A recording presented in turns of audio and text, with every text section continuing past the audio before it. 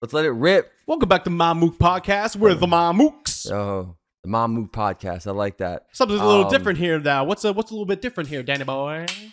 We've upgraded a little bit. So I've always had this Shure SM7B mic. Got it a couple of years ago.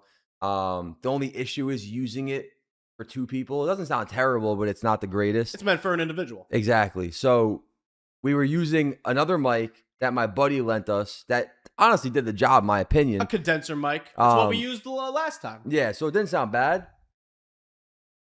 I bet you heard that pretty crisp though. But so we ended up making a purchase. We got, first of all, these two beautiful boom arms, which I honestly never had, which I think is pretty cool. It definitely is a cool new experience to have something like this. It feels more professional. Yeah, fun fact, I had two other podcasts before this. One with my buddy and then one with somebody else. And you know, we did like maybe 10 episodes each. So and what'd you talk about? The first one was about like athletics, which is pretty cool. Right. And then the second one, which was honestly the coolest one, with my buddy Tommy, who at some point will make a debut on this podcast. We had a podcast called Below the Radar, which was essentially it was a music podcast. He's a musician, but we would talk about up and coming artists that we'd find that have like, you know, maybe a couple thousand followers. We had a couple interviews on the podcast, which was pretty cool, of the artists, talk about their music. So it was fun, but that's why we got this SM7B, because again, if we were going to do it, we were going to do it the right way. Long story short, fast forward to now, we got Nick, essentially it's the same brand, Shure, but it's like it's a cheaper version, but it's really like the same exact mic. I think it sounds pretty darn good from my own perspective. Yeah. So honestly, it's just going to be better. We got the double interface, which is nice. It's, you know, we just figure if we're going to do this, we're going to do it the right way. Danny's a smart boy. Yeah, we try, or I try.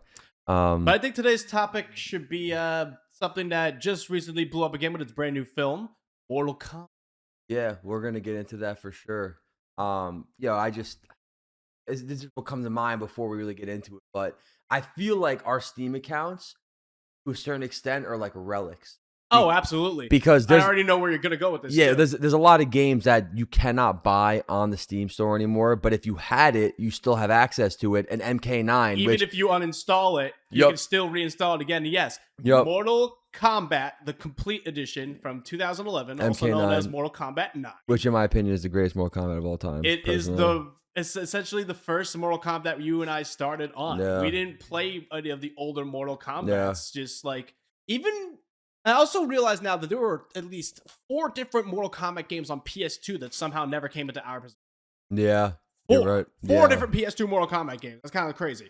And obviously the ones prior to that, like Mortal Kombat's 1, 2, and 3 with very 2D style graphics. Yeah. Well, I feel like in terms of the fighting, we were consumed with Tekken. Honestly, definitely. I feel Tekken took over our early PlayStation fighting games. Yeah, like Tekken Tag Tournament, Tekken obviously. 3. I think you also had Tekken 5 on PS2. That was really good. Yeah, I was also really into like the SmackDown versus Raw games, WWE games, which I guess you could constitute as a fighting game because it is. You could say it's wrestling's a fighting game. Yeah, I would say so. And then obviously Smash Brothers. A core memory of MK9 was when I was living at home. And I was in like my regular childhood bedroom, and it was like OG, where like I didn't move my furniture around. You also had this for 360, correct? It was on 360. Okay, yeah, well, because there's a PS3 version, and that's where we played. We both had it on 360. And we were sitting in my room. We were sitting on like the edge of my bed.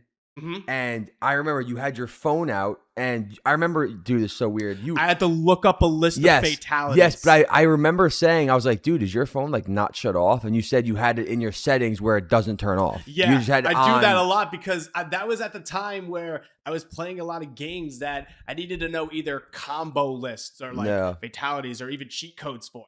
Yeah. So when I would do that, I had my iPod Touch at the time. That's like the first smart device I ever owned. Yeah. And it's what allowed me to access the internet from anywhere I wanted.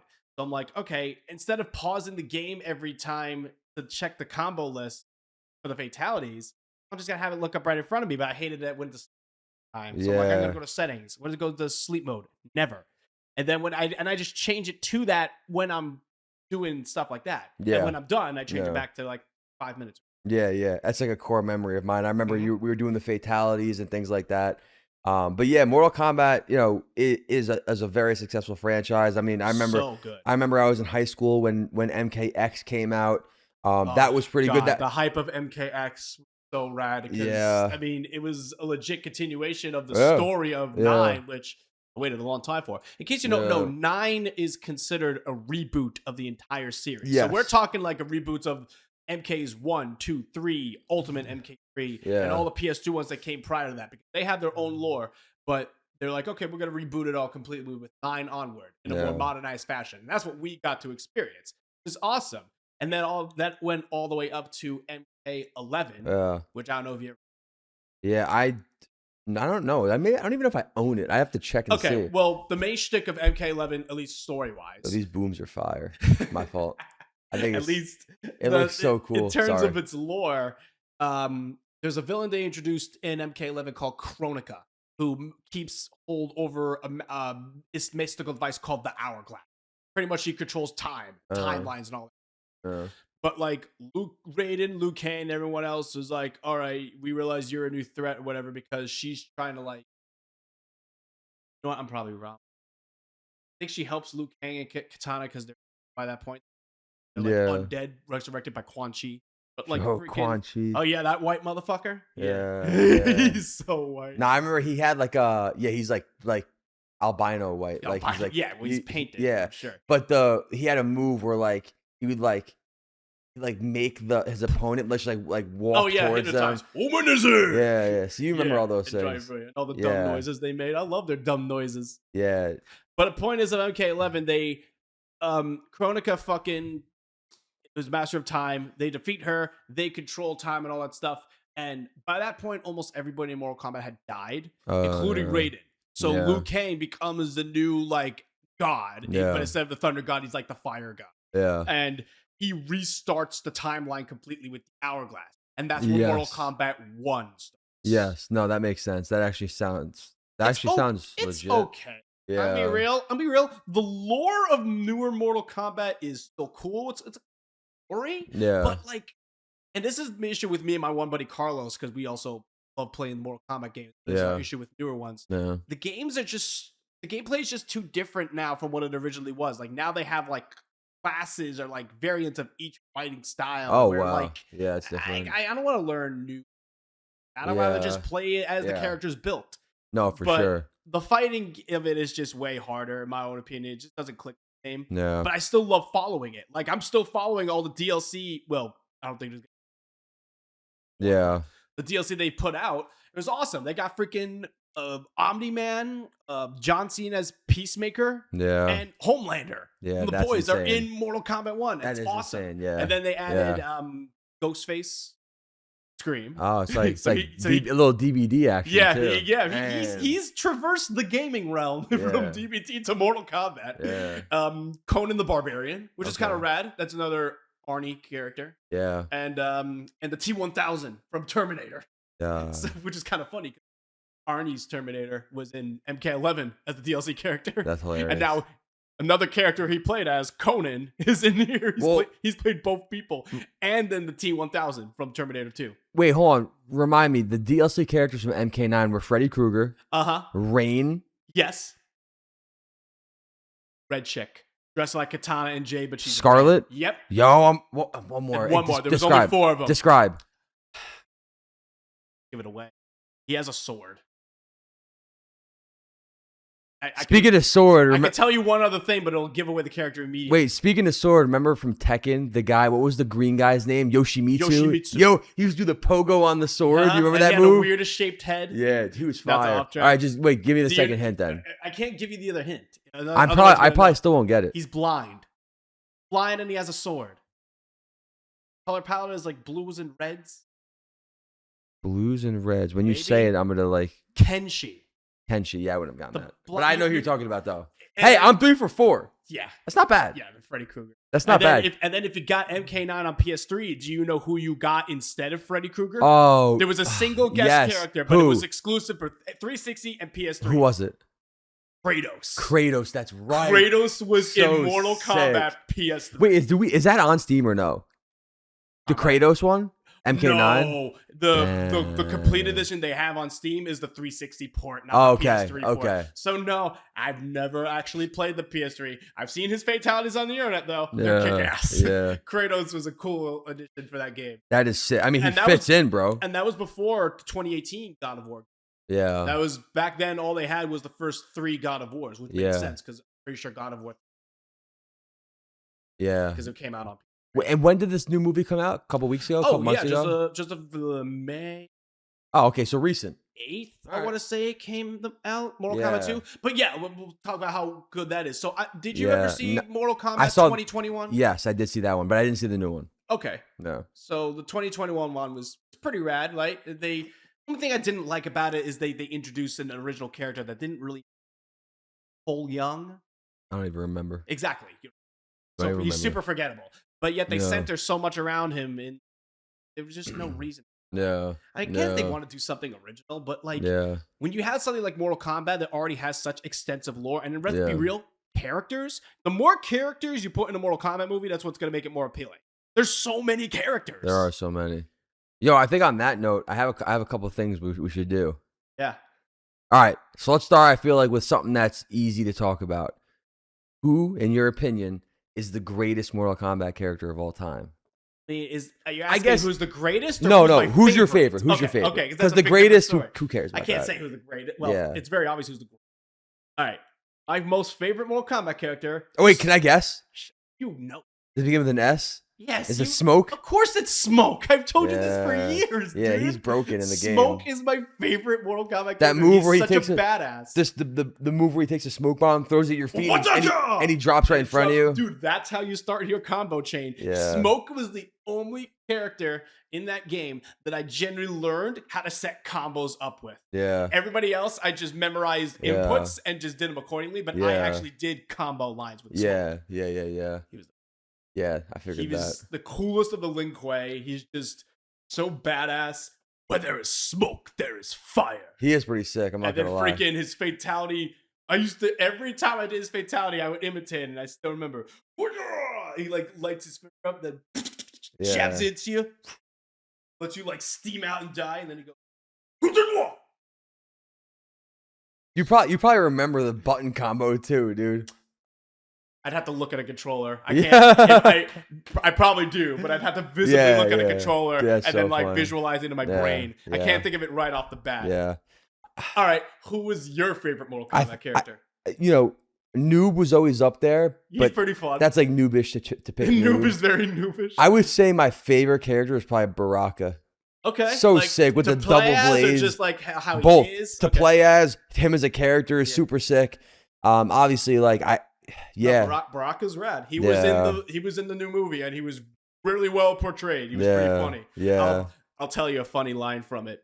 So there's a bit where they're trying to invade Outworld in the middle of the tournament, and Johnny Cage, Liu Kang, Jax, and somebody else that were Cole. I think he was there. Anyway. At least those 3 were wandering through trying to get to Outworld, but it's being guarded by the Tarkatans, which is what Baraka's race is. Yeah. So they're like, we need you to come help us take Outworld, blah, blah, blah. And they speak to Baraka, who's like the chieftain of the village. Yeah. Or whatever. And he's like, yo, he like turns them away because he's like, I don't need to do this. Yeah. And then Johnny Cage is like, oh, I didn't know we were dealing with such a pussy or some shit like that. And Baraka's like, he looks at him, and he's like, and then Johnny Cage starts boasting Liu Kang. He's like, you know who this guy is?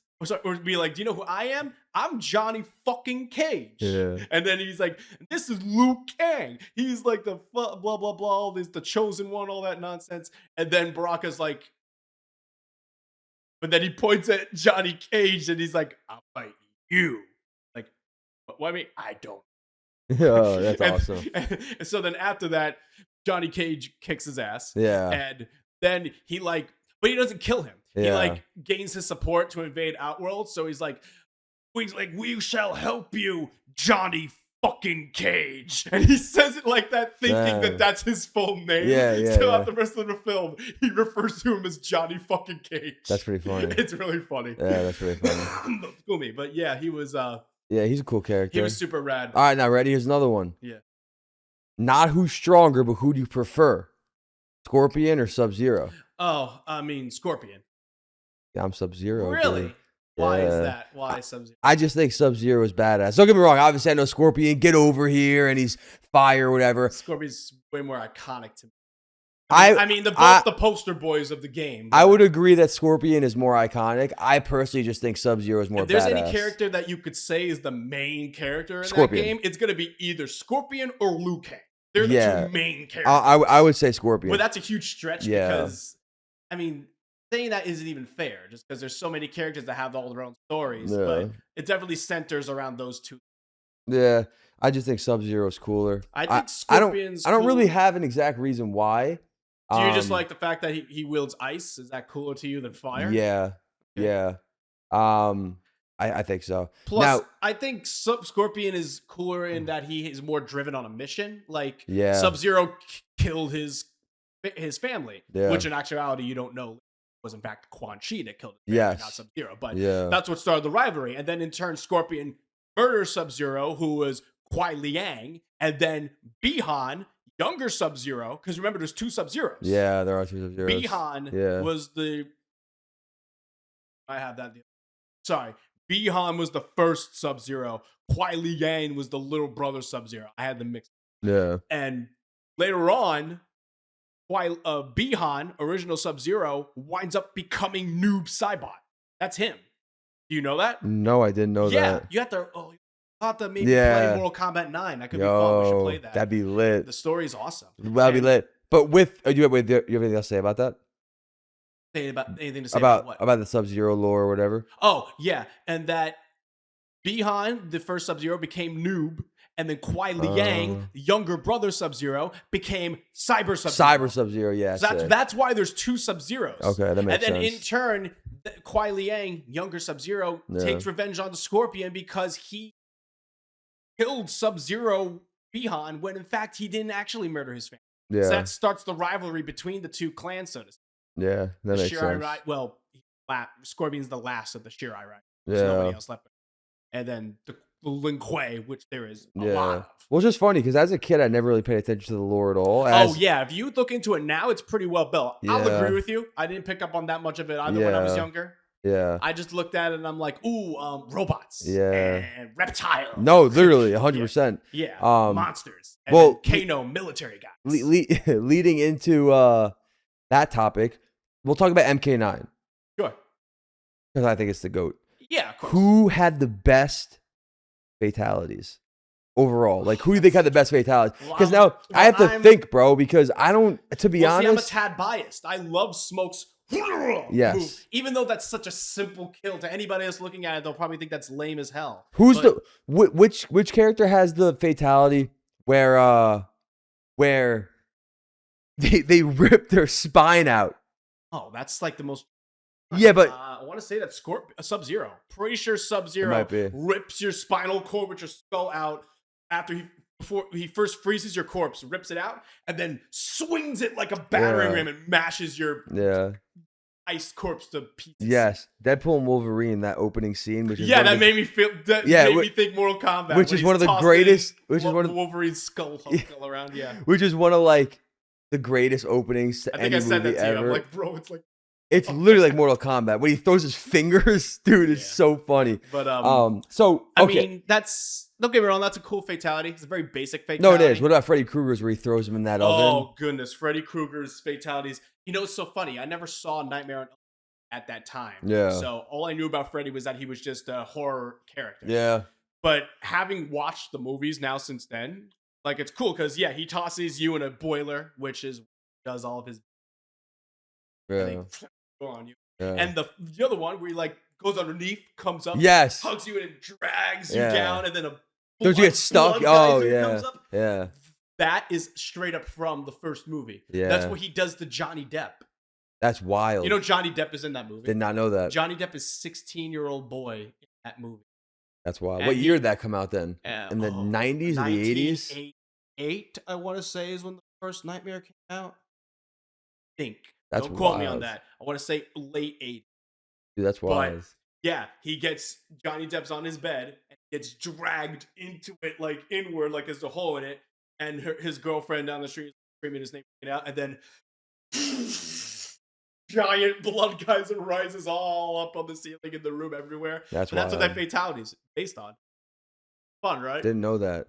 Let me tell you something else that's also cool. So, before MK9, there was another Mortal Kombat game. We both knew it but never played it. Mortal Kombat versus DC Universe. Oh, yes, that's right. It flopped. It was not regarded as good. Yeah. However, that was the first time the Joker was ever in like a fighting game style like that.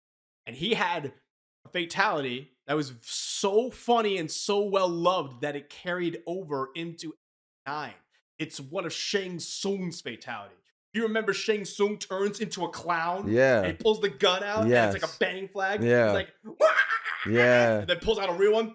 Yeah. That's Joker's fatality. It's down to every pose and movement. They literally ripped his, what do you want to call it, like skeleton structure from like the format of the game. For Joker, and applied it to Shang Tsung for that fatality. If you look at them side by side, they're exactly the same. Exactly the same. Yeah. Except Shang Tsung just turns into a generic scary clown. Yeah. It doesn't look like Joker. Yeah.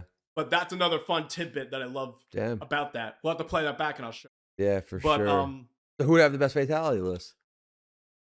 Well, I am partial. She has this awesome fatality. She tosses these thighs right into your chest, walks up productively and shit. Oh, fucking make out with you. She like and then rips your head off and freaking eats it out like corn on the cob. Freaking match it on the ground. Wow. I do remember that. I remember. I can't not remember, bro. You remember her alt, right? Best alternate in the game. She was just all in bandages. Oh yeah. You can only get that, I think, by completing the tower with every character, and you get the achievement, and it's just called best ... alternate ... ever. I think my favorite like girl character to play with was probably Melina's not my favorite. What's her name? Katana. Katana's my favorite. The blue girl, right? Yeah. Or Jade, because Jade had that big ass pole or the staff. Yeah. That was dope. Mm-hmm. That was dope. Carlos's favorite girl character is Sonya.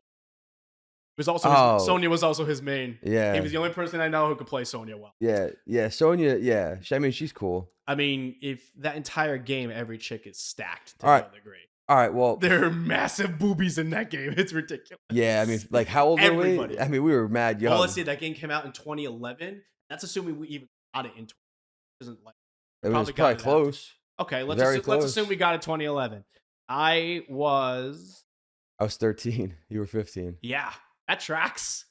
Freaking 15-year-old-ish boys want to look at boobies and fight chicks with lots of blood. Well, sounds rad to me. So the fact that was in like the same kind of generation as Tekken, this is Huff. What do you think is better overall as a game franchise? Mortal Kombat or Tekken? Oh, Mortal Kombat. Sorry, I've kind of abandoned Tekken.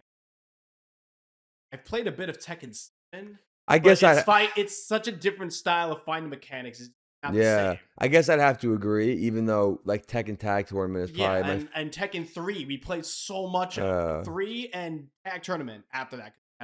Okay, but I will say this. I agree. But we didn't grow up on Mortal Kombat. You know? No, I'm sure if we had Mortal Kombat PS2 games, we would have thought those were the best things ever. Yeah. Tekken is just what we had. Yeah.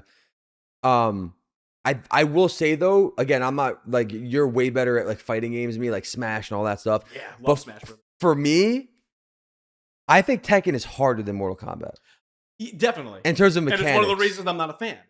Because it's hard, bro. Oh, it's definitely harder. Yes. Yeah. I agree with that wholeheartedly. Yeah, Mortal Kombat and like Street Fighter are way easy. Yeah. Although I didn't really play Street. I still have. Well, that's why I would have added Street Fighter, but that we're not too like keen on that. I know all about the lore of Street Fighter, but the game's not game.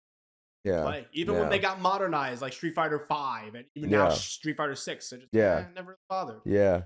I mean, they're cool. The lore is cool. The character. All right, I know what your answer is going to be for this, but I'm just going to ask you anyways. Yeah. MK9 is what we're talking about. Sure. If I give you this list of 5 characters to add to that game. You're saying I have the option to add 5 characters to the game? You get to add 1 out of the 5 that I'm going to give you. Okay. All right, wait till I get through all of them. I know what your answer is going to be. All right, go. Or at least I think I do. We'll see. I'm listening. Spawn. Well, that's not fair because Spawn's already in Mortal Kombat now. Mortal Kombat 11. Okay, but I'm talking about 9.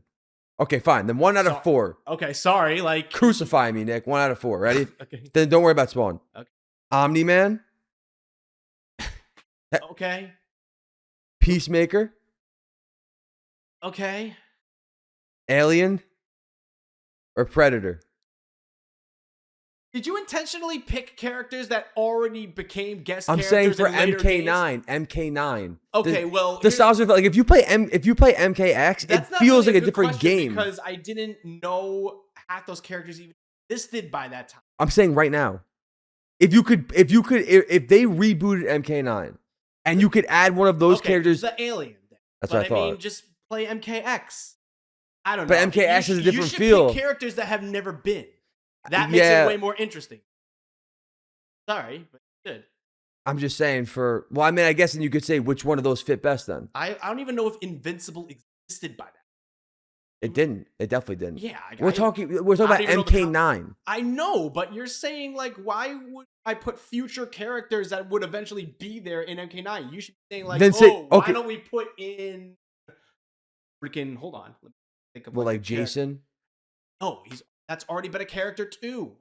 Yeah, what if we put in a character like somebody from like another fighting game? What if they put Jin in Mortal Kombat 9?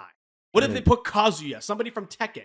You gotta pick somebody that hasn't already been in it. But I'm saying, okay, so out of those 5, Spawn, Omni-Man, Peacemaker, Alien, Predator, which one fit best to be added into Mortal Kombat? Just the franchise. Spawn. Probably Spawn. To fit best. Yes. Okay, I agree. Spawn was an exceptionally great character to put into MK11. Before that, he was in Soul Calibur 2. Yeah. But he didn't really fit into Soul Calibur. Yeah. But, all right. Then let's just get past that because it's just I'm thinking my take on I'm thinking MK9 because to be honest, any other Mortal Kombat game that I've played has just been irrelevant. Like MKX was cool, but I hold X and 9 in my it's 10, 11 onward. I've stopped caring. I own X and we played X a bunch. Yeah. I'm not sure why you don't hold it in such low regards. MK9 is just goated in my opinion. All right. So we'll move on from that. Okay. We talked about this in the last episode, the crossover thing, and that's where we'll end. Okay. So I have a list here. What Mortal Kombat character? Actually, let's do this. Let me picture it this way. Pick. This is gonna be fun. Pick any Mortal Kombat character. Anything. Anybody. Just one. Cabal. My second favorite character. What anime would you put him in? Yeah. Let's see. He's a speedster. He wears a crazy mask. He could be good in Gachakuda. That would be sick, actually. He could be rad. He could be one of the junkyard people. He's facts. He's like a steampunked gas masked up. They already wear gas masks. That'd be pretty sick. He could fit. He would just have super speed. Yo, I kind of like that. And giant metal hooks, which maybe he could have trash powers for. Make him even crazier blades. Damn. See, now I would ask you that again. I don't remember but now what the powers are called in that. I'm sure I termed it incorrect. Whatever allows him to transform. Yeah. What else do I want to do? What do you think the most annoying character to fight in him? The most irritating character to go up against? Human or computer? Oh, well, human, I'm not playing you when you play Smoke because you will just combo the shit out of me. Okay, so you're afraid of Smoke. I'm trying to think. In the game, I have to think about because that campaign Well, did you ever play that game online against other people? I did. Yes, I did. I just don't really remember like who was really annoying. The thing is, what I've learned about fighting games and playing online is that if you find someone that's really good as a character, anybody could be annoying. True, but not every character was essentially balanced, especially in the earlier days. Noob was mega annoying, which is why I liked him because he had a crazy teleport. He could do that, like the 1-2 where he goes back and forth and then hits you in the back, flies in the air and then mashes you on the ground. Yes, so that was annoying. Smoke bomb where he drops in front of you was annoying. I feel like Baraka used to have that spin move where like if you got too close. He has a get up spin move that can like one hit. Bro, the Liu Kang where he do like the bicycle kick where you go, that was really annoying. See, because you could combo that and just keep doing it over and over again. Maybe. So who would be when you were playing online? Who would be the most annoying? Oh, if I ever playing up online, if I come up against somebody who is either a Cyrax or a Reptile, I know I'm in for a bad time. Those, in my opinion, were the 2 top tier characters of that game. Reptile was just so damn fast with his slime moves and everything. He could turn invisible. Yeah. And Cyrax had so many command grabs that you could combo in with his bombs and everything. Probably the most two annoying characters I ever had to fight against. Yeah. Yeah, you know, it would be... Which is unfortunate because Cyrax is my favorite robot. I don't like playing as him, but out of the 3 robots, Cyrax was my favorite. You know what this conversation just made me think about? What? The Naruto Ultimate Ninja 3. Which I've never played. Or what was one that we just played? On the GameCube. Clash of Ninja 2. Clash of Ninja 2. Very different game. My bad. It's been a couple months. That just made me think about how much I hate fighting Gaara. And how much I hate fighting, respectfully, what's his name, with Crow. Oh, Kankuro. So annoying, bro. I mean, shit. I would imagine if that game had a tier list. Oh, sure. Shrek Super Slam has a tier list. Yo, that's would not be surprised. That is a conversation for another day. Funny. I can't believe that game has a tier list. Shrek Super Slam. It cracks me up. Shrek Super Slam is absolutely in my top 5 favorite games of fighting games, and not only that, but like locally fighting games, where like you couch play somebody. Game fighting, of course. It is just so. But I guarantee you, there's a tier list for Clash of Ninja 2. Oh, for sure. And I wouldn't be surprised if Gaara is high up on that list. I would also imagine Rock Lee is probably in it. Oh, when he opens the gate, and he's mad strong. He's stupid strong. He's easily a top tier character. But that again, that's for another episode too. But yeah, Mortal Kombat is just so rad. Yeah. Mortal Kombat 2 is awesome. We'll have to watch it at some point. Yeah. Oh dear. Yeah. No, you're right. We definitely. I mean, honestly, doing this like makes me kind of want to download MK9 and just let it rip a little bit. You know what I mean? Play some MK9. We could. You own it. Yeah, I do own it, and I do have the 360 right behind me with MK9 in that drawer back there. So if we wanted to break out I have a copy of 360 on the 360, I don't know if I have any working controls. I really should have 360 anymore. That's my issue.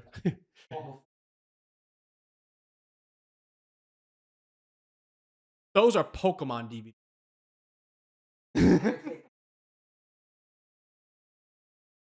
I don't even know if you can hear me on that. All right. You know what? So another thing I really love about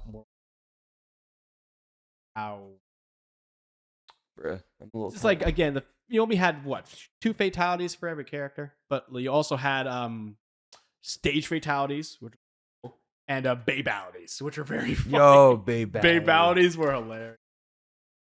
Oh, look at that. Fancy schmancy. MK9, baby. That's the good stuff. The complete edition. Is it the complete edition? No, it's not. No, it'll say it. But I do know I absolutely bought the DLC for this game. No questions asked. That's only good for you on 360. I miss when boxes and you could have there's like the physical information. Don't even get and bro, the physicality of gaming is another topic for another day, bro. And you have like look at this booklet. Like this is when gaming was at its peak, man. Dude, imagine getting the fight stick, the Mortal Kombat fight stick. If you wanted to play like legit arcade style. There are some people I knew who could do that. I never could. Listen, simpler times, better times. I mean, gaming, honestly, is still so great. We're going to definitely come back to the physicality of games. I hope so. Because that's a legit issue that I have. I really hope so. I mean, just this catalog I haven't. Absolutely. Yeah, we'll have to take some snapshots. The last one, and then I'm done. And then I have the MW2, like the steel case. See, that I don't have. The Steel Series that's pretty case. Rad. That's my favorite Call of Duty. And I have, I just had the regular case. I remember that was what first introduced me to Call of Duty. MW2. Oh, all right, man. we gotta definitely call it off before we keep trailing off. But hey, more topics for next time. That's what I'm saying. Thanks for watching the Mamook podcast. Mamook's out.